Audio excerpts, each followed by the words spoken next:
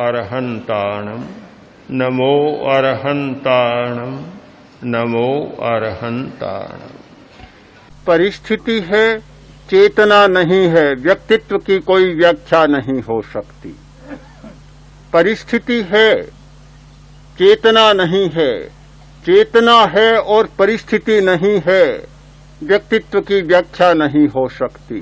दोनों चाहिए, चेतना भी आवश्यक और परिस्थिति भी आवश्यक, वातावरण भी आवश्यक। परिस्थिति के बिना व्यक्तित्व को समझा ही नहीं जा सकता। चेतना सूक्ष्म है, उसे कभी नहीं देखा, न मैंने देखा न आपने देखा।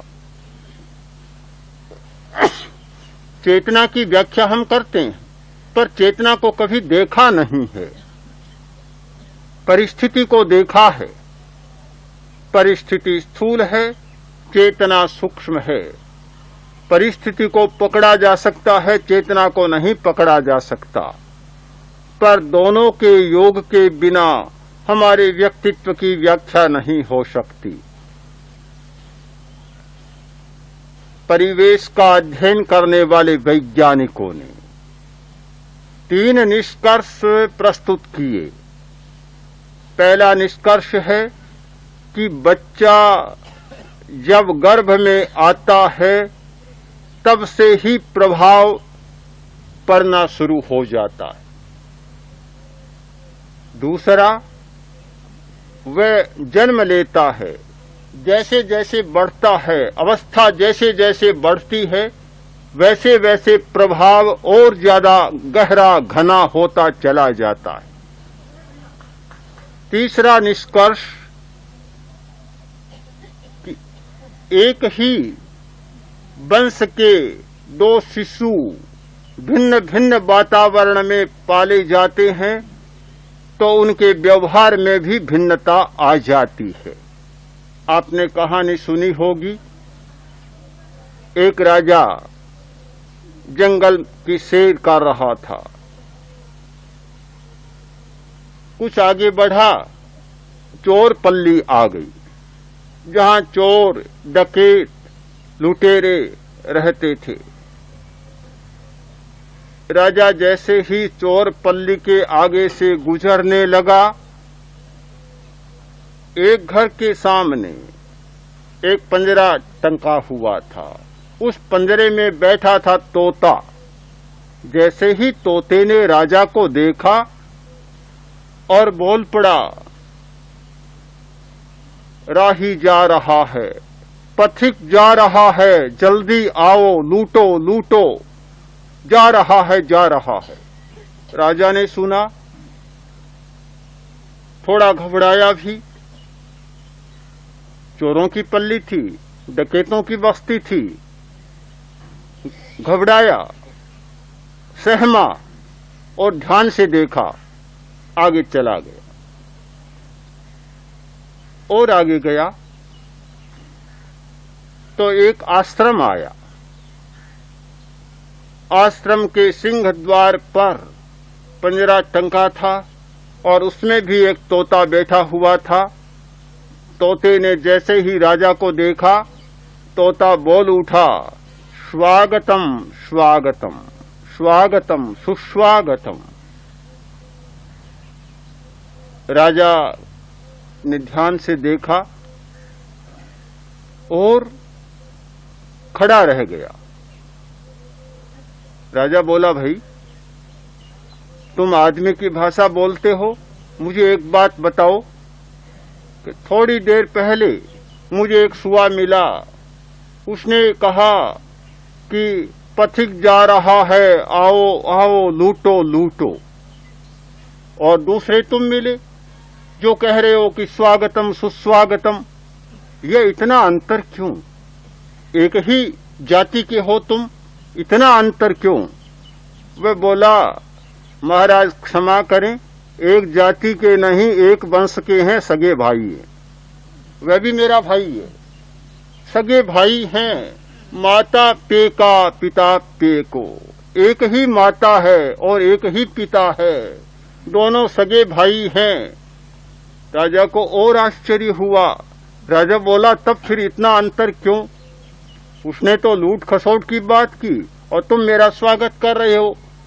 वह बोला कि महाराज, आप तो जानते हैं, राजा हैं, सारी राजनीति को जानते हैं, सारे शास्त्रों को जानते हैं, क्या आपसे ये बात छिपी हुई है?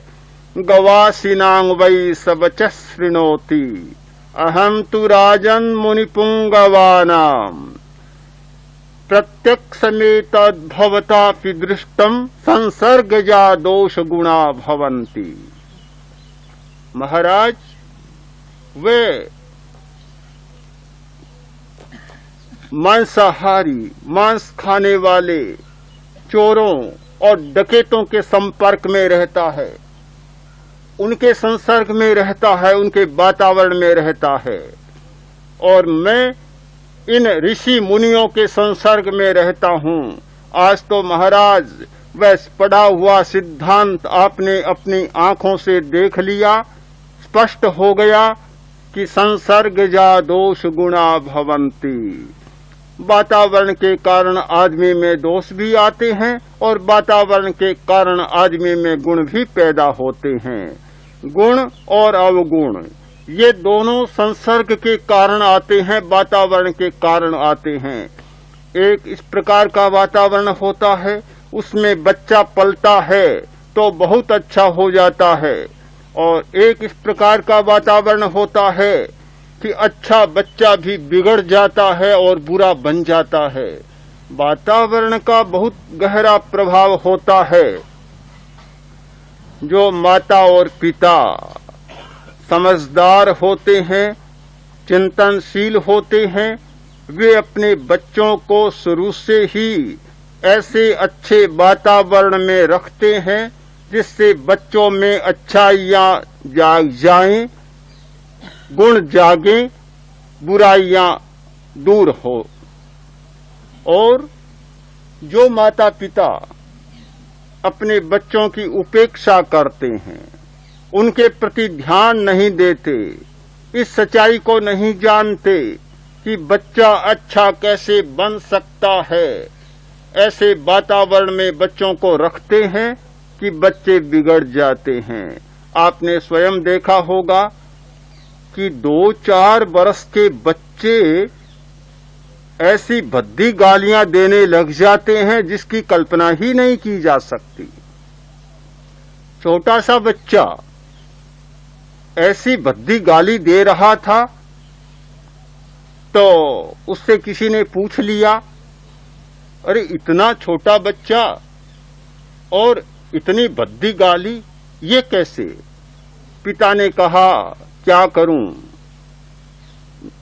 नौकरों की संगत में रहता है और उन नौकरों की जो गालियां देते रहते हैं, उनकी बात सुनता है। बच्चा भी गाली देने लग गया, बच्चा तंबाकू पीने लग जाता है। पुराने जमाने में छोटा बच्चा हुक्का भी पीने लग जाता। भला छोटा बच्चा हुक्का का क्या, पर जब जैसे संपर्क में रहता है तो बच्चा तो अनुकरण करना जानता है, बच्चा तो नकल करना जानता है, नकल से सीखता है। तो फिर सारी अक्ल नकल से लेता है तो बेअक्ल को भी वह कैसे छोड़ेगा? उसे भी तो लेगा, सब कुछ लेगा, छोड़ने की कोई बात नहीं हो सकती।